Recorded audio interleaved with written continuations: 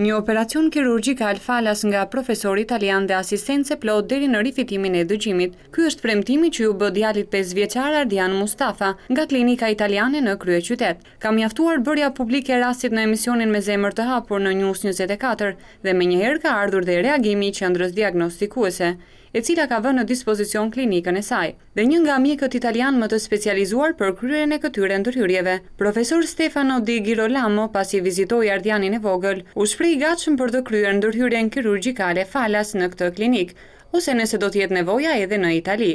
Specialisti nga Universiteti Tor Vergates në Rom theksoi se pas ndërhyrjes, djali do të rifitojë dëgjimin gradualisht, ndërkohë Mustafa, pas lajmit të mirë, u shpreh. Unë në fillim dua të përshëndes stafin e gazetarëve të emisionit News 24 Me zemër të hapur dhe njëkohësisht do të përshëndes të gjithë këta doktorët që janë këtu në këtë klinikë.